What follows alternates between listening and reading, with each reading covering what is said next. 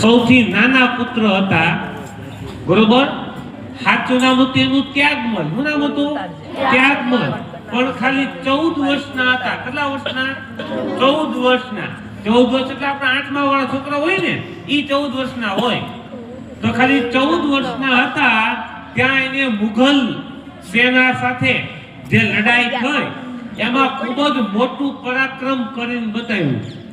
એટલે એને હુલામનું નામ આપ્યું તેગ બહાદુર. તેગ એટલે તલવાર.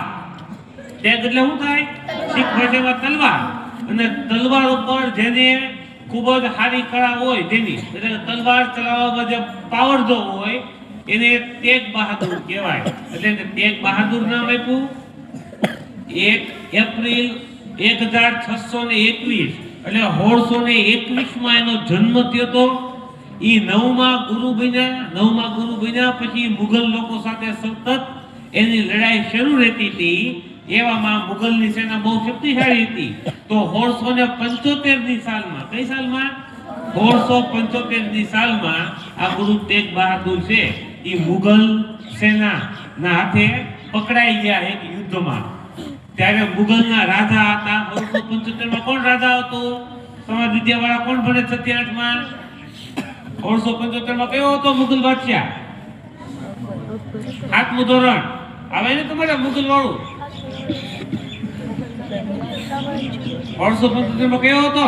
શાહજહાં કે અકબર કે બાબર કે હુમાયુ? ઔરંગઝેબ હતો. કોણ હતો? તો ઔરંગઝેબના હાથે 1675 માં ઈ પકડાણા અને પછી એમને મૃત્યુદંડની સજા દેવામાં આવી. કઈ સજા દેવામાં આવી? મૃત્યુદંડ. ઈ મૃત્યુદંડ જ્યાં એને આપવામાં આવ્યો દિલ્હી ખાતે. ક્યાં આપવામાં આવ્યો? દિલ્હી ખાતે. તો મૃત્યુદંડમાં ત્યારે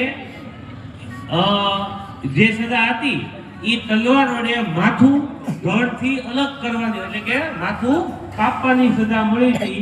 તો એ ઔરંગઝેબે એને ઓપ્શન આપ્યા કે તમે ઇસ્લામ ધર્મનો અંગીકાર કરો, એટલે ઇસ્લામ ધર્મ સ્વીકારી લ્યો તો અમે તમને મુક્ત કરી દેવું, તમને જીવતા રહેવા દેવું. જો તમે ઇસ્લામ ધર્મ નહીં સ્વીકારો તો તમારું માથું છે એ ધડથી અલગ કરી દેવામાં આવશે. પણ તેગ બહાદુરે ઇસ્લામ ધર્મનો સ્વીકાર કર્યો નહીં. એની કીધું કે મારો જે ધર્મ છે એ સૌથી મને વહાલો છે, ભલે માન હોય પણ મને વહાલો છે, એટલે હું ઇસ્લામ ધર્મ સ્વીકારીશ નહીં. એટલે એને મૃત્યુદંડ દેવામાં આવ્યું. આજે પણ તમે કોઈથી દિલ્હી ફરવા જાઓ તો જવાના હો તો ત્યાં ગુરુદ્વારા છે.